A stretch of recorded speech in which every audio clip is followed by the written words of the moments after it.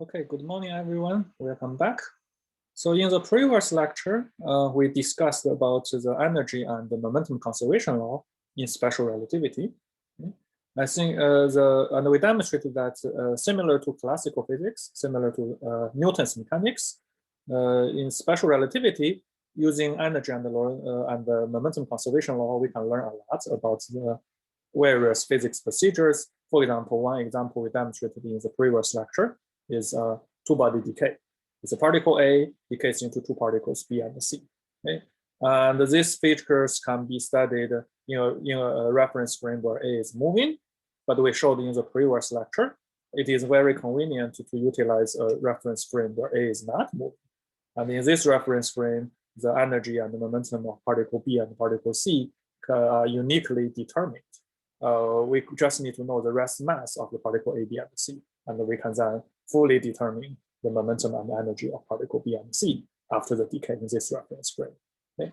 So as we mentioned in the previous lecture, we have not yet proved the energy and the momentum conservation law in special relativity, which belongs to the next chapter. We will prove it in the next chapter. So right now we will only take this conservation law as granted, okay, and the proof will be shown in the next chapter. Okay.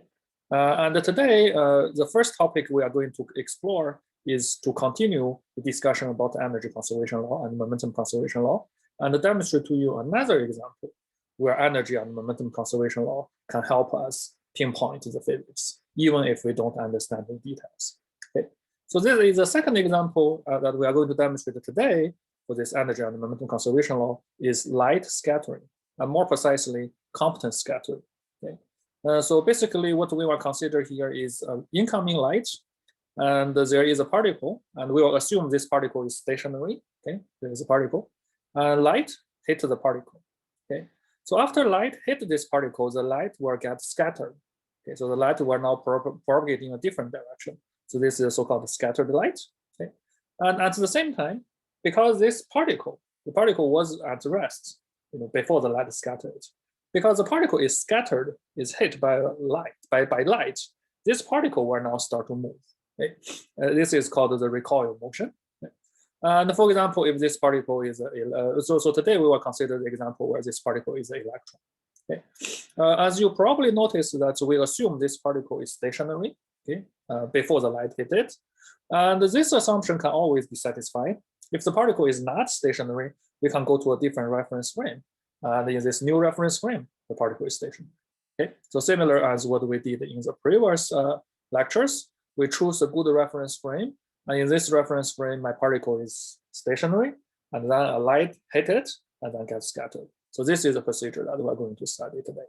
Okay, so before we start studying this scattering procedure, first, let's briefly prove one important conclusion, which you probably already know, that is, the rest mass of photon is 0. So photon does not have any rest mass. Okay, so we will come back to talk about the photon rest mass in the next chapter again with some more details. So here we just quickly prove the conclusion that photon has no rest mass. Rest mass of photon is 0.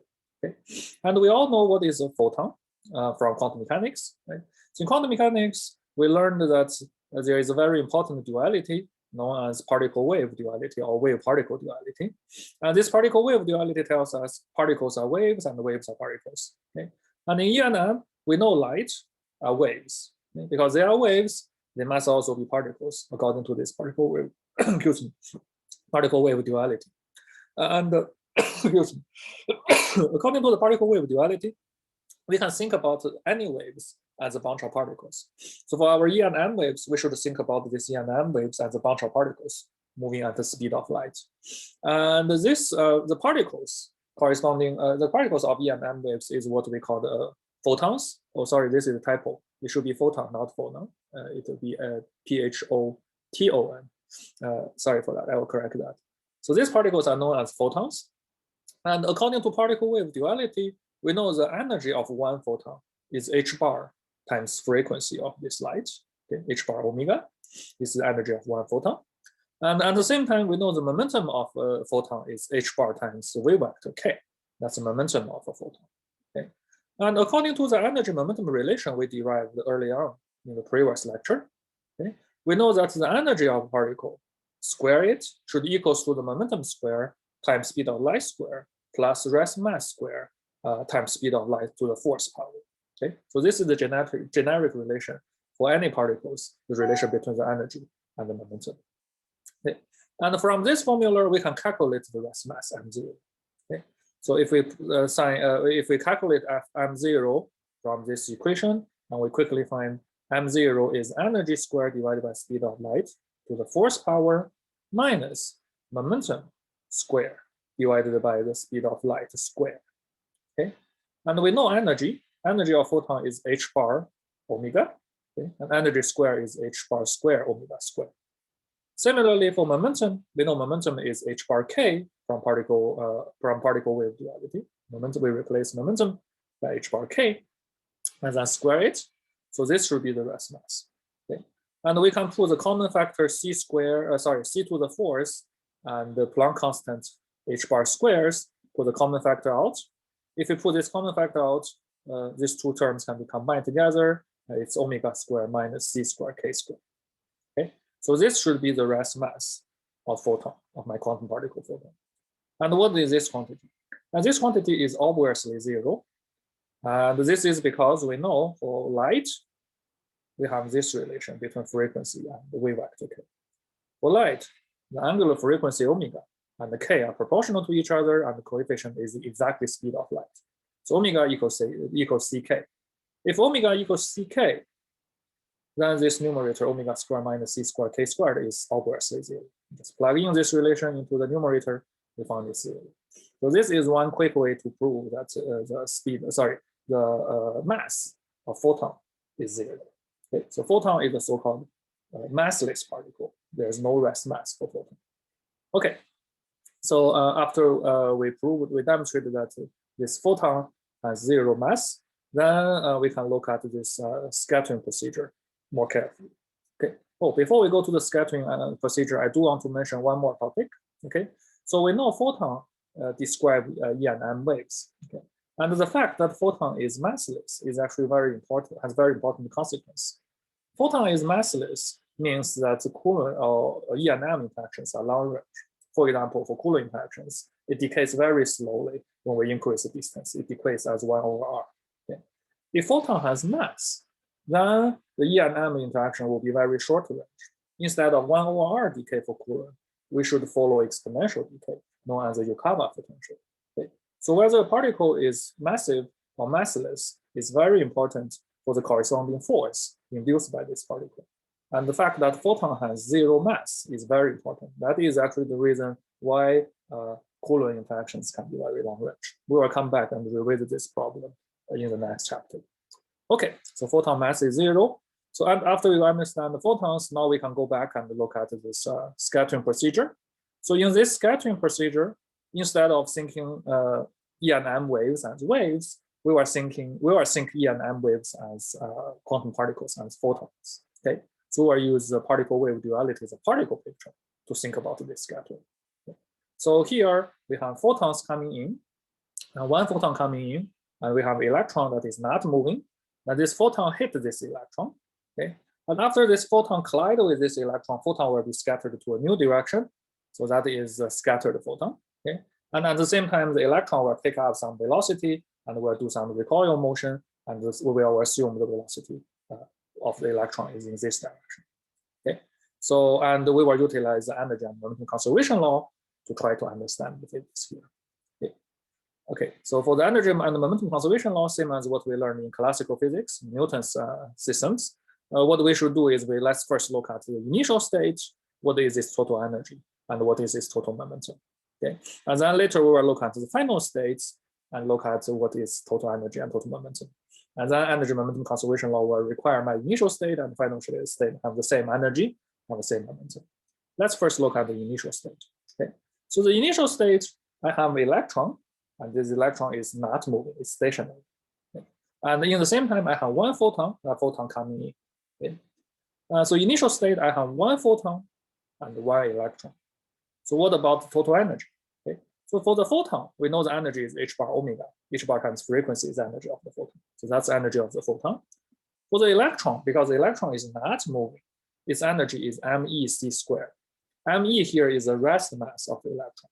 Okay, so Me is the rest mass of the electron. Because the electron is not moving, so its energy is MEc squared. Okay, so that's the total energy of my initial state.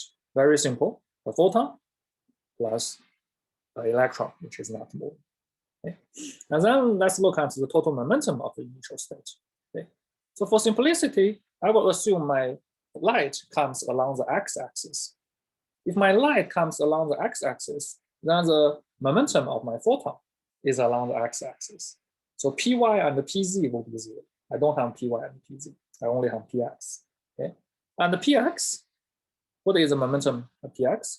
Well, momentum of a photon, we know it's easy. According to particle wave duality, it's h bar times k. K is a wave vector of this EMM waves. And we also know k is frequency omega divided by speed of light c. So the momentum, the x component of momentum is Planck constant times frequency divided by the speed of light. So this is the momentum of my photon. Okay. At the same time, the electron is not moving. If electron is stationary, electron don't have momentum. So the total momentum of the whole system is just the momentum of the photon. Electron has 0 momentum, photon has this momentum, so the total momentum of the system is just the momentum of the photon.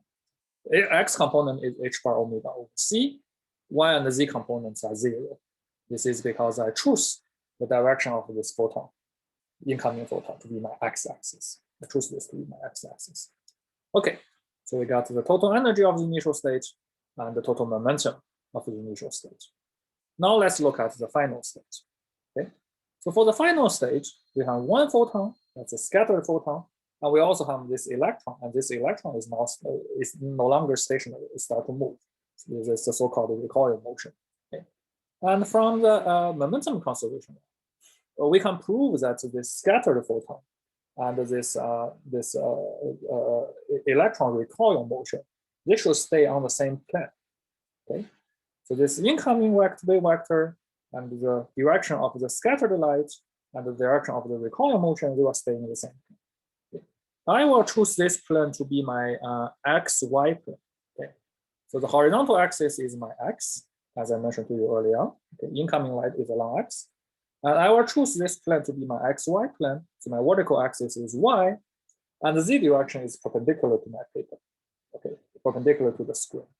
Okay, and because these particles, they all stay on the xy plane, I don't need to worry about motion along the z direction. The z direction, velocity is always 0, momentum is always 0. I don't need to worry about that. I only need to look at velocity and momentum along x or y direction.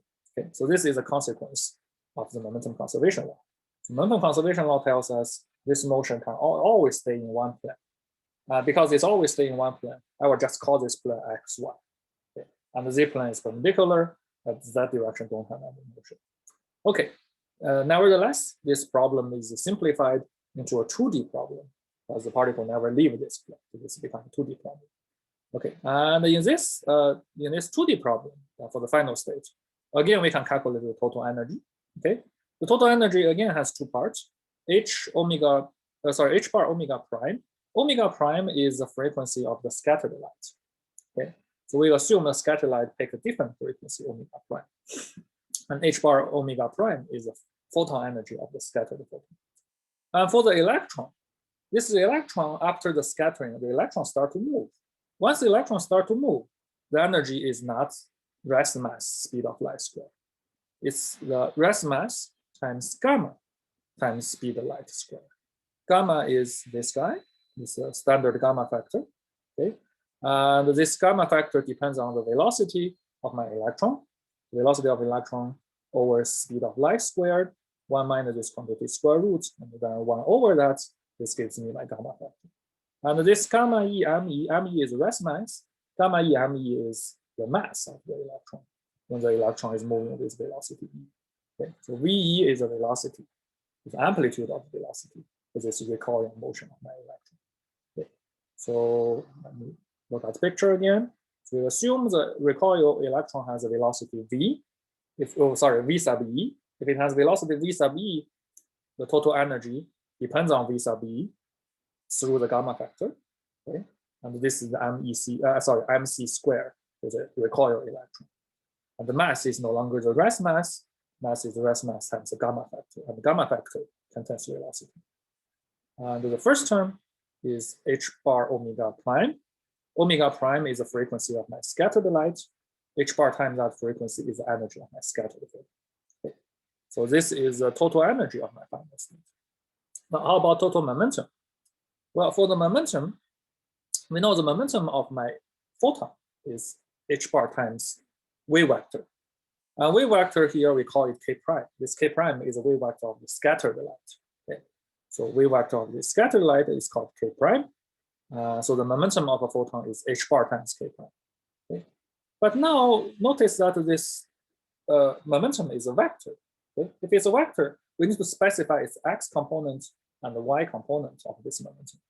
X component, of course, is the h bar k prime times cosine theta. Theta is this angle. Okay. Cosine theta tells me my x component, and the sine theta tells me my y component. Okay. So that's this cosine theta and the sine theta. Cosine theta tells me the x component of my momentum of my photon, and the sine theta tells me my y component of the momentum of my photon. Okay. So in addition to photon, I also have electron. Electron recoil motion also carries some momentum. That momentum is rest mass times gamma. Again, rest mass times gamma is the mass of a moving electron, as we showed earlier. And mass times velocity is momentum. So mass times the velocity of the electron is the momentum of this electron. And again, we need to split it into the x direction and the y direction. The x component is cosine phi. The y direction is sine phi. Okay. Phi is this angle. X component is cosine phi times total momentum times cosine phi is x component. The y component is sine phi. And more precisely, the y component is minus sine phi because the electron is now pointing downwards. Downwards is a minus direction. So the y direction is minus, that's this minus sine phi. Okay.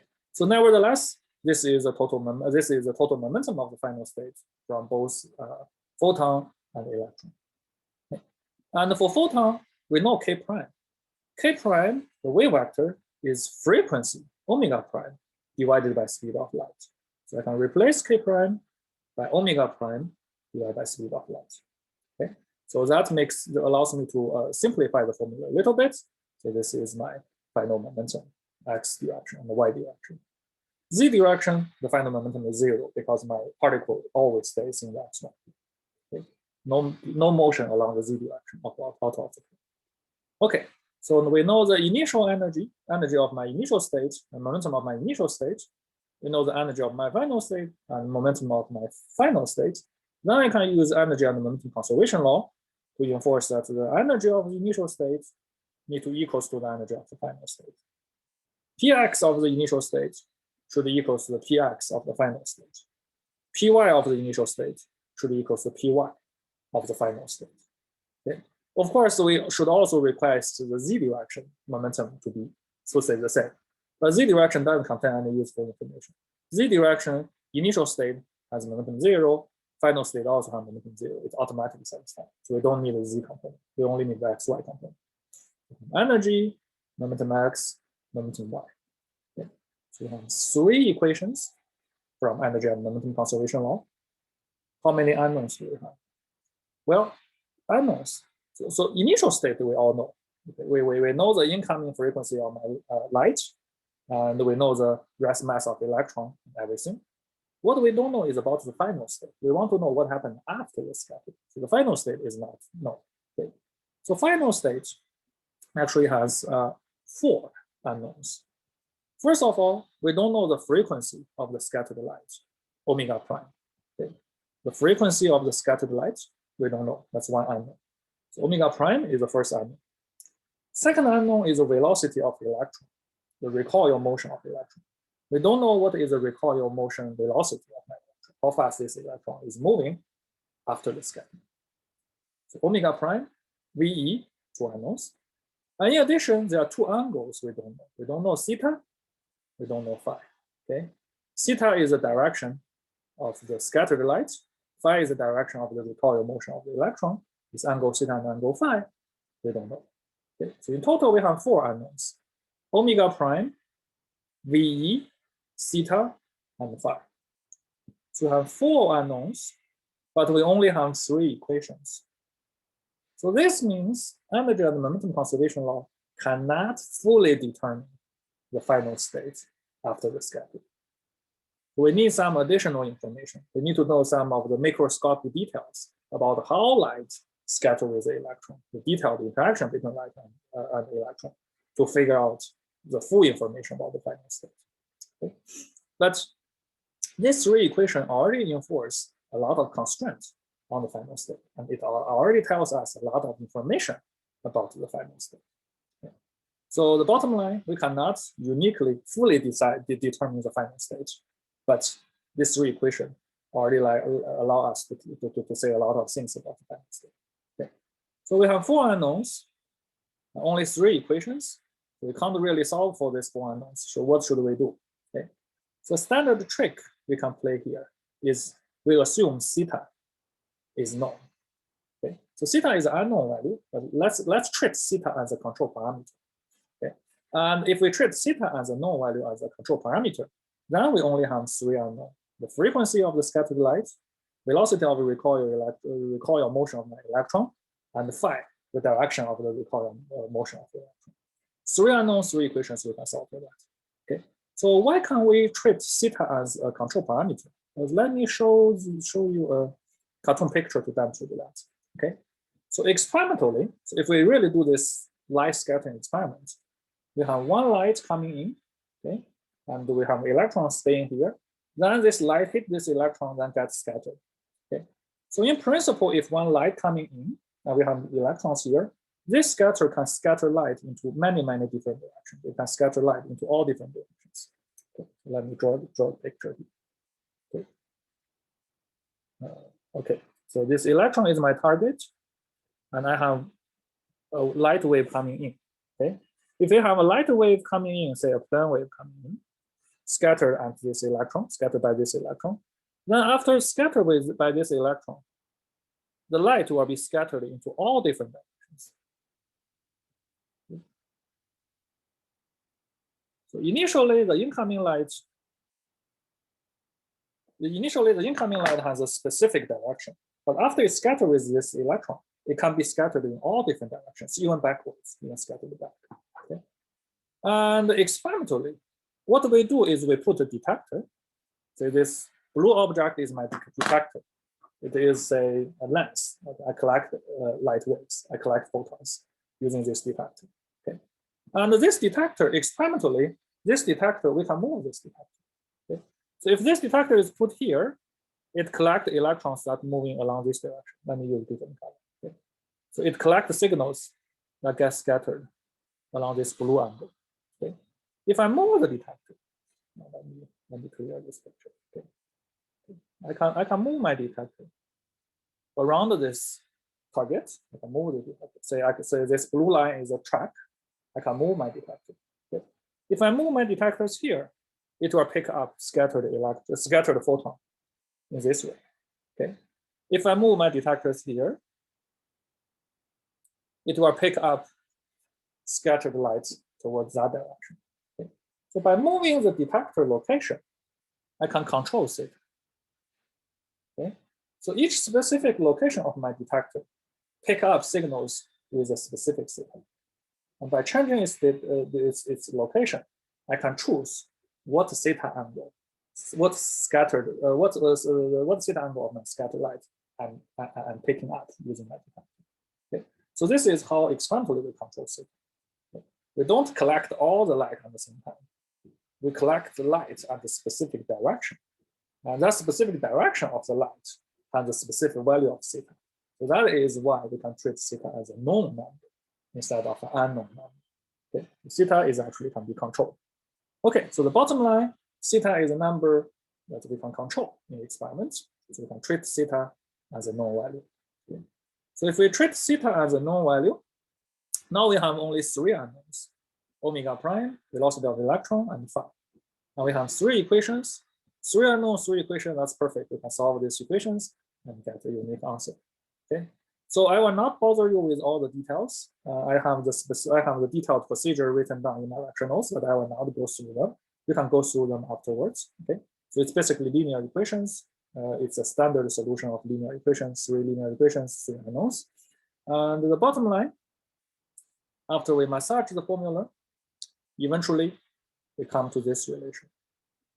Okay. So this relation, omega prime, is the frequency of my scattered light. Okay.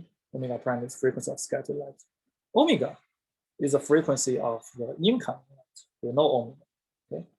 And it turns out the ratio between the scattered light and the incoming light follows a specific relation. This specific relation, the numerator is 1. The denominator is some quantity that is larger than 1. Okay. It's 1 plus something, it's larger than 1. And more importantly, this part, for the denominator, everything in the denominator is known. Okay. The denominator contains h bar omega divided by MEC squared. H bar omega is the energy of the incoming photon, incoming light photon. Okay. So this h bar omega and MEC squared is the energy of my electron. So it turns out the frequency omega prime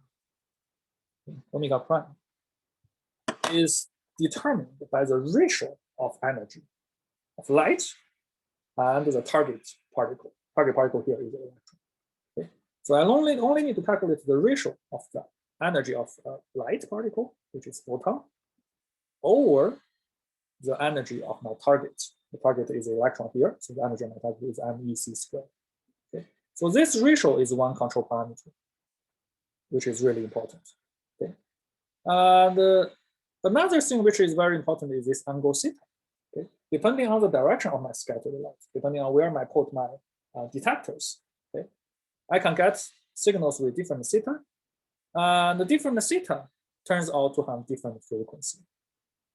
Okay, so very interestingly, when I hit the target, the electron, is E and M waves, this scattered E and M waves, if I want to know the frequency of my scattered E and M waves, its frequency depends on angle. Okay? It depends on which direction I'm trying to pick up the signal. The detector detect E and M wave. The frequency of this detector depends on where I put my detector. Okay? If I put my detectors here and I'm picking up the signal with scattering angle theta, then the frequency I will get is this guy. Okay? If I move my detector, go to another theta, the frequency value will change. Okay? So this is a very interesting result. Okay? Although I don't know exactly what happened at the scattering, or how does electron and the light couple together at the microscopic level. Although I don't know that. By only looking at the energy and momentum conservation law, we can already determine the frequency of the scattered light. And we can already see that this frequency depends on where I put my detectors. If you give me a specific location of the detector, and I can figure out the theta value, theta angle, and I can plug in this equation and find the frequency of the scattered light. Okay. So let's look at this formula and try to summarize its key features. Okay. So first of all, from this formula, the first thing we can notice is that the frequency of the scattered light must be smaller than or equals to the incoming frequency. Okay. The incoming wave has frequency omega. The scattered light has a different frequency, omega prime. This omega prime can only be smaller or equals to omega. Okay. The reason is because from this formula here, the right-hand side is obviously smaller or equals to 1. Okay. So the numerator is 1. The denominator is 1 plus something. 1 plus something, and this plus something is a positive number. So 1 plus something means that the denominator is larger than 1. If the denominator is larger than 1, the whole ratio can only be smaller. Okay. So this is how we know the scattered light must have a frequency equal or lower than the incoming light. That's the first thing we can see from this relation. Okay. And again, this is the universal relation. It doesn't care about what particles I have, what targets I have. We are looking at the electrons in this example.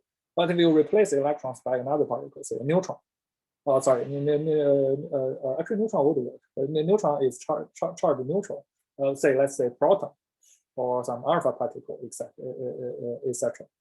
As long as there is no nuclear reaction, this light does not trigger nuclear reaction or change of quantum state inside the nucleus, and we will have the same result. Okay, so the frequency of the scattered light should be lower than the incoming light. But this is a very universal principle. It only relies on the energy momentum conservation. Okay, that's the first consequence. Secondly, if the frequency of the light is very small, then we can show that the incoming and the scattered light have the same frequency. Okay. So in general, omega prime need to be smaller than omega. But if the incoming frequency, the incoming light frequency is very low, if a low frequency light, we shall have omega prime equals to omega. How do we know that? Okay. So first of all, what do we mean by low frequency light? Okay. Low frequency light here means this relation. Frequency much smaller than the rest mass of the electron, speed of light squared, divided by the Planck constant. Okay.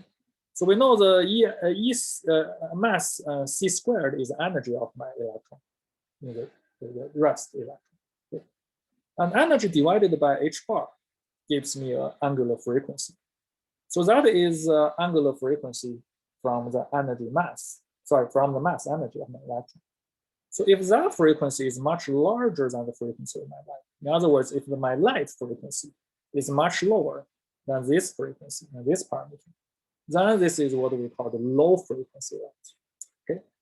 If light is much smaller than this one, we can immediately notice that in our formula here, okay, this ratio will be very smaller than, much smaller than 1. Okay, let me erase this to better highlight this. Okay, so my formula here contains a ratio. This ratio is basically the energy of my photon divided by the energy of my electron. Okay? If the frequency is low, if the frequency of my incoming light is low, so that the energy of my photon is much smaller than the energy of my electron, then this ratio will be very close to 0, much smaller than 1. Okay? So low frequency light means omega is so slow such that this ratio is almost 0. Okay? If this ratio is almost 0, then this second term is pretty much 0. If this second term is pretty much 0, then we can say this whole thing is roughly 1 over 1, which is 1. Okay? If the frequency of my light is very low, so that the energy of my photon is much smaller than the energy of the electron, this second term will be very small and negligible. If that is negligible, the whole ratio is 1, and that means my incoming frequency, the light of my incoming, the frequency of my incoming light and scattered light will be the same, omega prime equals 1. Okay. So the low frequency incoming light tells me that the scattered light and the incoming light have the same frequency. Okay. So in scattering, if omega and omega prime are equal to each other, incoming light and scattered light have the same frequency, in scattering theory and in scattering experiments, there's a terminology for that. That is called so-called elastic scattering. Okay? So this formula tells us if the frequency of my incoming light is low enough, I will see elastic scattering. Elastic scattering means incoming and scattered light have the same frequency. Okay? So soft light source, do the scattering, you are fine. Always elastic scattering. And this elastic scattering has a name. It's called the Thomson scattering. Okay? So Thomson scattering basically means the frequency of the incoming light is very small, and when it hits the electron or hits some heavy target and gets scattered, the scattered light has the same frequency as the incoming light. Okay? So that's the low frequency light scattering. Now, if we look at the opposite region, okay, if we look at the high frequency light, if I have a light, an incoming light with very high frequency, so that the energy of my photon is comparable with the rest mass of my electron, or the energy of my photon is much larger than the energy of my electron, the energy of my target. Then we can no longer ignore this second term. Okay? If h bar omega is large, this second term will become large. We can no longer ignore that. Okay? And this regime is a so-called Compton scattering. Okay? So Compton scattering means this formula we have here, but the frequency of the incoming light should be reasonably large, so such that the energy of my photon is comparable or even larger than the energy of my electron, than the energy of the electron. And that is known as Compton scattering. So for Compton scattering, we should use this full formula to compute the scattered frequency. Okay, so that's the Compton scattering. Let me clear this. Okay, so let me plug in some numbers. Okay, so for electrons, we know that the rest mass of electron times speed of light squared, if we convert it to energy, this one is about half milli-electron volts.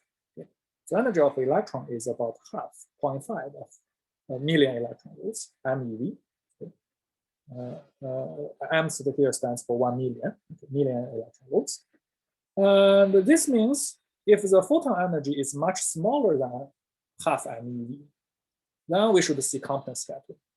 And Compton scattering means this denominator correction can be thrown away, so the omega and omega prime are the same. Okay? So if the light has energy less than half MeV, then we will see scattered light, and the incoming light has almost the same frequency. Okay? But if the energy of my photon is comparable to half MeV, or even higher than half MeV, then we will see Compton scattering. And in Compton scattering, the scattered frequency, oh, sorry, this is a typo. It should be omega prime less than, sorry. This is exactly opposite. I will correct this before I post the lecture notes. Omega prime should be less or equal to omega. Okay, so if the incoming light energy is larger than half MeV, we should use the formula we showed above. And the formula we showed above says the scattered frequency, scattered light must have lower frequency than the incoming frequency. Okay, so let's see inelastic scattering. For the photon energy lower than half MeV, we see Thomson scattering, elastic scattering. For photon energy close or higher than half MeV, we should see Compton scattering, and the scattered frequency should be lower than the incoming light frequency. Okay. And this half MeV is roughly the boundary between these two regimes. And half MeV, this energy roughly corresponds to the so-called hard, it's roughly between the so-called hard X-ray and gamma ray. Okay, so according to the frequency of ENM waves, we can separate ENMs into different frequency sectors. Say visible light, infrared. That's infrared has lower frequency than visible light. If we go to higher frequency, then we will see ultraviolet light. Okay, and if we keep going higher, we will see X-ray, soft X-ray. If we keep going higher, we will see hard X-ray. If we keep going higher frequency, we will see gamma ray and very high energy. Okay, so this 0.5 MeV is roughly between hard X-ray and gamma ray. Okay, which means if we use visible light or soft X-ray, visible light and soft X-ray has lower frequency than hard X-ray. That means the frequency is lower than half MeV. So using visible light or soft X-ray to hit the electron, we will see Thomson scattering, where also elastic scattering, the frequency will be the same. Okay? But if we use hard X-ray or gamma to hit the electron, we will see Compton scattering. We will see that the scattered light has lower frequency than the incoming light. Okay, so that's the experimental implication and the numbers. Oops, sorry.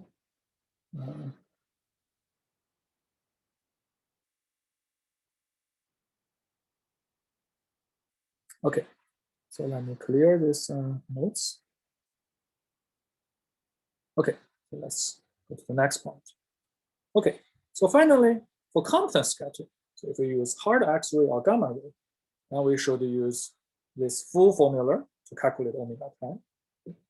So for Compton scattering, one important physics is scattered light, the frequency of scattered light depends on angle theta, depending on the scattering angle. Okay.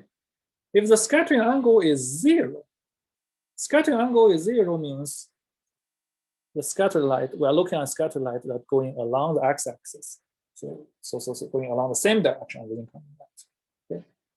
If the scattering angle is 0, we can plug in back to the formula here. If the theta is 0, cosine theta is 1.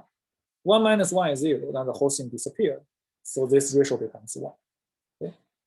For theta equals 1, we have omega prime equals 1. Okay. If we plug in the formula we have. So this is not strange, because theta equals 0 means no scattering. It does not scatter at all. So this photon just passes through the electron, pass through it and go through it. Okay. So and for quantum mechanics, this indeed will happen. Okay. So the photons that does not scatter with the electron, it will go along the same direction, and its frequency will remain. So no scattering, no frequency change. So theta equals 0, omega equals omega. That's expected. Okay. So theta equals to 0, we don't have frequency change. But if theta is not equal to 0, we will have some frequency reduction. Like frequency will go lower. And the lowest frequency comes with theta equals to pi. Okay. If theta equals to pi, it means the light is scattered backwards, exactly along the same line, but in the opposite direction. So this is theta equals to pi. Okay. Theta equals pi.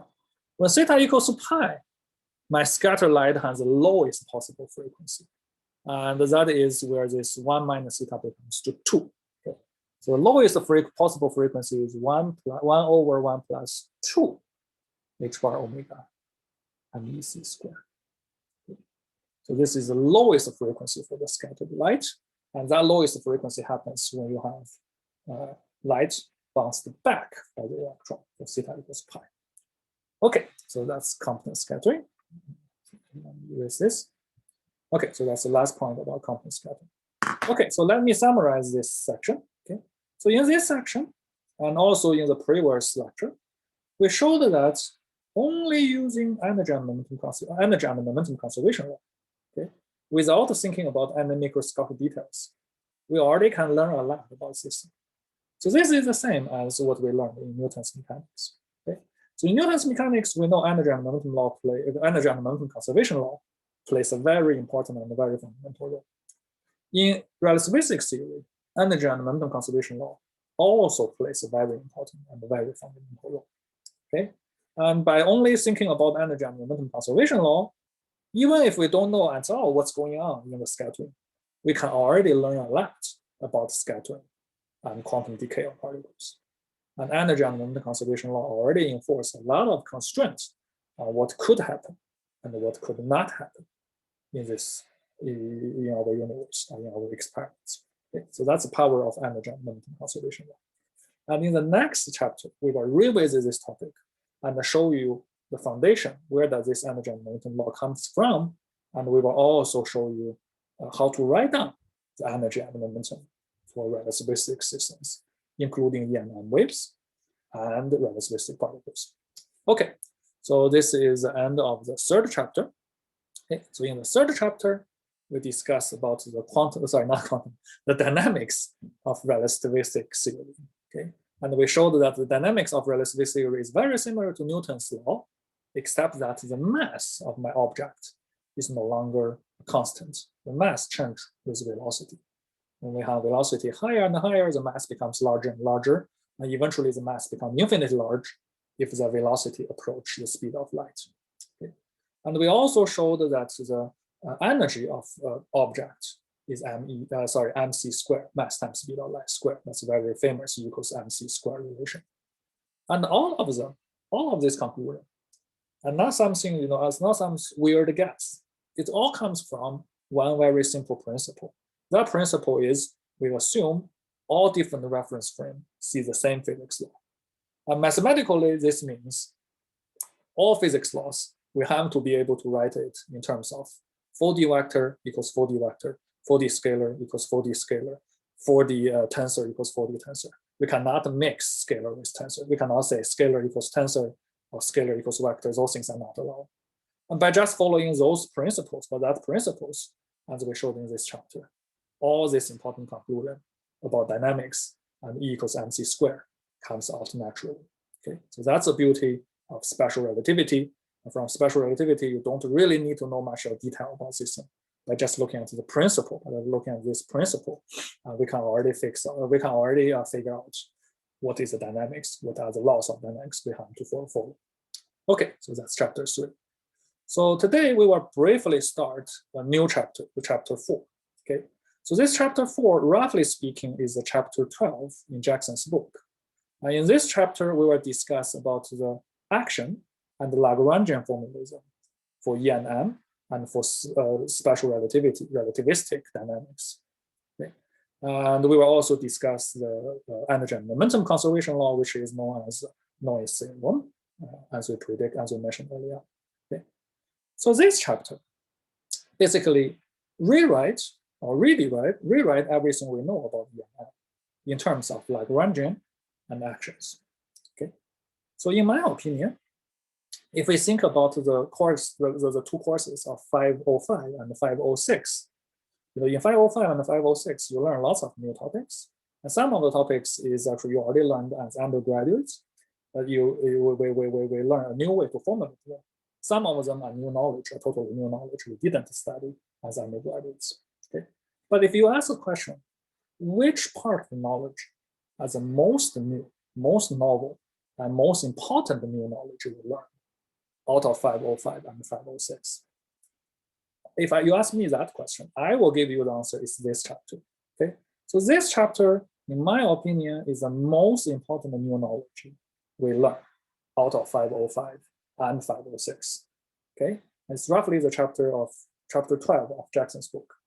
And unfortunately, Jackson didn't highlight this chapter enough.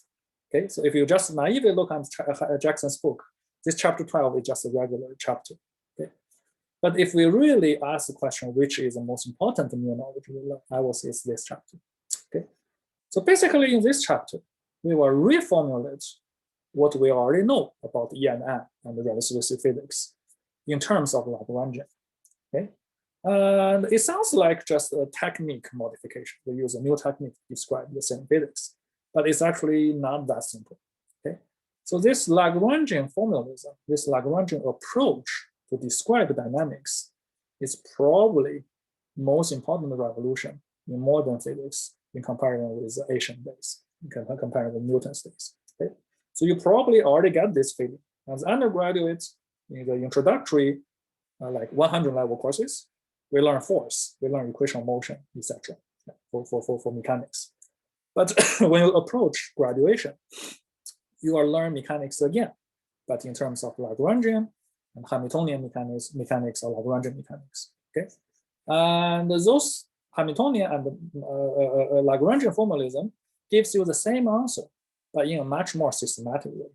Okay, it turns out the same principle, using Lagrangian and Hamiltonian to describe the dynamics of system, applies not only to mechanics, it applies to almost all branches of physics, okay, including E and M, quantum mechanics, quantum field theory, etc. Okay, so this action and the Lagrangian formalism gives us a universal tool to describe dynamics of almost all systems we study in physics, almost all the systems we study in physics. And more importantly, this action and the Lagrangian description is a central hub connecting different branches of physics. Okay, so for example, if we want to generalize classical E and M to quantum E and M, the so-called quantum field theory, we can no longer use the concept of force, let's say Lorentz force, and etc. We can't use those kind of things. Okay, the only thing we can use is we first write down classical theory in Lagrangian or action or Hamiltonian formalism, and then quantize this Lagrangian or Hamiltonian formalism into a quantum system. Okay, so all branches of physics, actually, probably we should not say all, most branches of physics are all connected by this Lagrangian formalism and Lagrangian structure. Okay, And you know, for example, if you go to future courses, if you take say quantum QED, etc., you will see that most of the things we learn in 505 and 506 cannot be utilized anymore in QED. But this chapter is opposite. This chapter, almost everything we learn in this chapter will be very important foundations for QED. Okay. Similarly, if you study, say, phase transitions in, say, condensed matter systems, and you probably will notice that most of the topics we learn in ENM cannot be directly applied in those topics. But the Lagrangian formalism, etc., can be directly applied. And as we go through this chapter, we will also see some obvious connection with quantum mechanics, etc. So let me tell you, this chapter, this principle, this Lagrangian principle, and this Lagrangian description, this is actually really the key to connect all different branches of physics together. And we will see how does our study connect with other part of the physics, other topics of physics as we go through this chapter. Okay, so that's a big picture of this chapter. And more precisely, to demonstrate that how powerful this technique is, we will do a trick when we discuss about this chapter. Okay, so when we learn about this chapter, we will first pretend that we don't know anything about ENM. Okay, most importantly, I will pretend I don't know Maxwell's equations. Okay, pretend we never learned that. And I will pretend that I don't know E equals mc squared. And I don't know the equation of motion for relativistic particles we learned in the previous chapter. We pretend we don't have all the knowledge about those things at all. Okay, and we will try to make an educated guess about what is the dynamics of a relativistic particle and what is the dynamics of ENM fields. Okay, and this educated guess were based on three principles and only based on three principles. The first principle is symmetry. Okay, we'll discuss this more carefully. We'll assume, say, our system is translational invariant. So if I do experiment here, I do experiment there, I'll do the same experiment in Mars, I will find the same physics law. Okay, so that's called symmetry. And second principle is the principle that we discussed earlier already, the principle of locality. That is very important. We will assume the principle of locality. And lastly, we will assume the principle of the least action. Okay? And these are the three principles we will utilize to make a guess to guess what dynamics ENM waves should follow, ENM field, the ENB field should follow, and what are the dynamics law equation of motion for relativistic particles.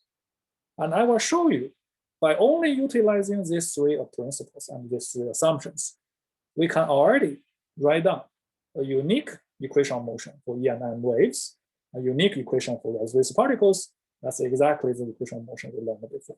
Okay, so for ENM waves, from these three principles, as long as these three principles are followed, we will find a unique equation of motion that is the Maxwell equation.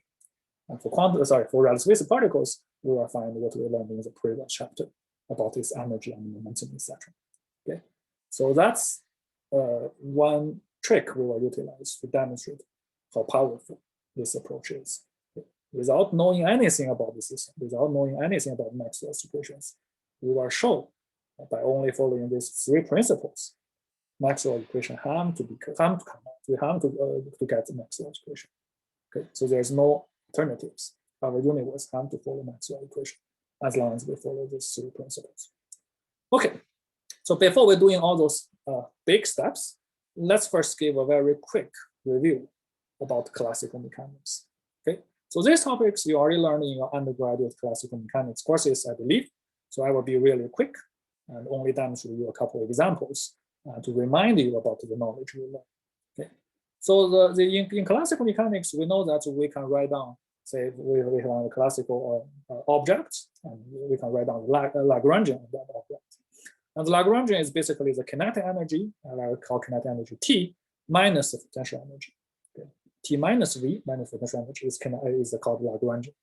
Okay, and then we can do a time integral of Lagrangian from my initial time Ti to final time Tf. This time integral of Lagrangian is called the action S. Okay. So for example, if we consider a pendulum, let me get a picture here. Okay. Suppose we have a pendulum. Okay. And this pendulum, in a gravity field, so the mass of this pendulum is m. So the gravity force will be mg, okay, mass times gravity g. And for this pendulum, I can describe the motion of this pendulum with one coordinate, which is this angle theta, okay? And I will assume the length of my pendulum is did I call it small r? Yeah, I called it small r, okay? So the length of my pendulum is small r, okay? And for this object, I can write down the kinetic energy immediately, 1/2 mass times velocity squared. And velocity, because this is a pendulum, is doing a circular motion. The velocity is r squared times the angular velocity squared. Angular velocity is d theta dt. Okay, theta is this angle. D theta dt squared times r squared is velocity squared. 1/2 times mass is the kinetic energy. Okay, so for the d theta dt, usually we use a dot, theta dot, to represent d theta dt. So this is the kinetic energy of my pendulum. At the same time, we can write down the potential energy, which is my gravity potential. Okay, so the gravity potential is mgr with minus sign cosine theta. So cosine theta r is basically this length. Okay, this vertical height is cosine theta, r cosine theta. Okay, so the gravity potential is minus g r cosine theta. That's the gravity potential. Okay, once we know kinetic energy, we know gravity potential, we can combine them together, giving me the Lagrangian. Kinetic energy minus gravity potential gives me the Lagrangian. And the minus sign here and the minus sign here cancel, so I get the plus sign in Lagrangian form. Okay. And once I have a Lagrangian, by the way, the Lagrangian depends on theta, my coordinates.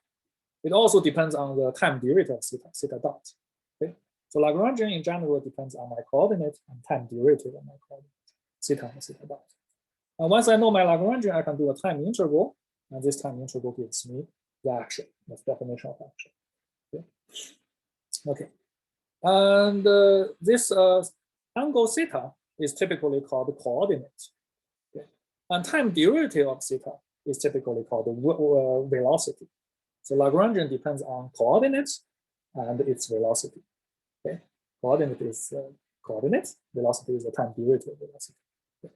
And of course, this pendulum is really simple. For pendulum, we have only one coordinate, that's theta, and one velocity, time derivative of theta. But if we have a more complicated system, we can write down the Lagrangian with a bunch of coordinates. So Q1, Q2, and up to Qn, n coordinates. So maybe for some complicated system, they need n coordinates to describe the motion. And each coordinate should have its corresponding velocity. Oh, sorry, I was pointing the wrong thing. Q1, Q2, Qn, this is the coordinates. And their time derivatives, Q1 dot, Q2 dot, Qn dot, these are their velocities. Okay. For a complicated mechanic system, we can always write down the Lagrangian, and this Lagrangian depends on a bunch of coordinates, and each coordinate has a corresponding velocity. Velocity is just the time derivative of that coordinate. Okay, so that's the Lagrangian and the action. So once we know the Lagrangian, also once we know the action, we can immediately get the equation of motion utilizing the principle of least action. Okay. The principle of least action means if we consider a path between the initial state and time ti and the final state and time t final, initial state and the final state. So, initial state and I have final state. So in principle, there could be many different pathways to go from initial state to the final state. Okay, there should be many different pathways.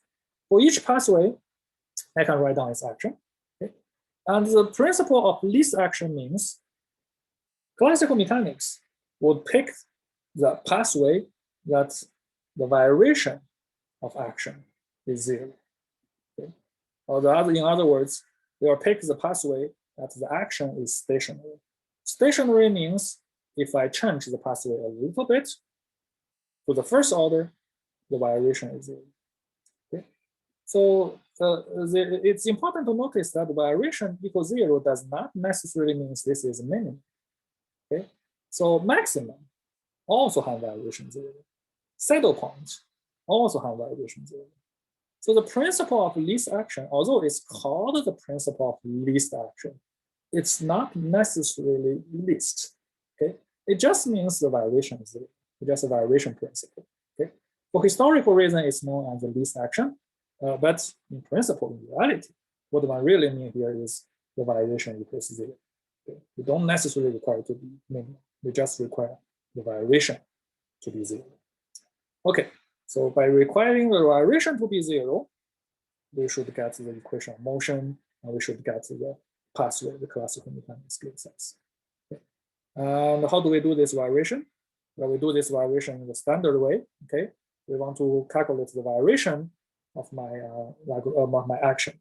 Okay, so this is my original action. Now let me modify my theta a little bit. Okay, I change my theta to theta plus delta theta. Okay. And if I change my theta to theta plus delta theta, the velocity will also change by delta theta dot time derivative of that. Okay, so if I change theta to be theta plus delta theta, velocity to be velocity plus a modified velocity, this will be my new action after I deform my path. And this is my old action. This is my new action after I deform my path. I can calculate the difference. That's the variation of the action. Okay? That's how much the action changed. Okay? So the variation of the action is the old action of my old path, and subtract from the action of the new path. And this new path and old path are quite similar. They differ by a small deviation. Okay. Then I do a Taylor expansion and only keep the linear component, ignore the higher order term of the variation. Okay. If I only do the linear component, I can do a Taylor expansion of this guy for small delta theta and small delta theta dot, and only keep the linear term. Okay. The zeroth order term cancels the action before the deformation. The first order term is here. The second order and the high order term are ignored. So the variation principle only keeps the leading order variation. High order variation we throw away because we assume delta theta is small. Okay. And the variation principle says this whole thing should be 0. Okay. If we want this whole thing to be 0, okay, in other words, the least action principle means this whole thing is 0. If we want the whole thing to be 0, we can take a trick. We can do a trick here. We need to do a trick here. For this term, okay, it's a delta theta time derivative. Delta theta time derivative and time derivative, right? Okay. What we should do here for this term is the integral by parts. If we do an integral by parts, this time derivative is moved from theta to this guy. Okay. So integral by parts moves the derivative of time from one part to another. Okay. Let's move the derivative. And also at the same time, integral by parts changes the plus sign into a minus sign. Okay, so integral by parts changes this plus sign into a minus sign. So this here, we didn't do anything fancy. We just do an integral by parts, move the time derivative from delta theta to this part. Okay, so move the time derivative from delta theta to this part. So now delta theta don't have time derivative anymore. Okay, so this is integral by parts. And after doing this integral by parts, I don't know what is this green things here. Okay, I don't know. Anyway, so after this integral by parts, I have delta theta and delta theta. I can pull this common factor delta theta out. Okay, and put this common factor delta theta out.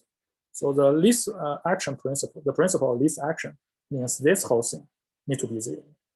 And this whole thing need to be 0 for any delta theta.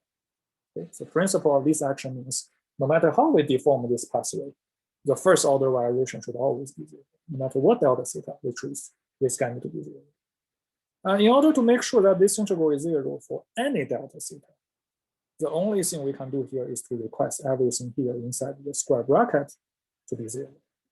If this guy is 0, then no matter what the delta theta we choose, this whole interval will always be 0. Okay? So from the least action, we find this equation. Okay?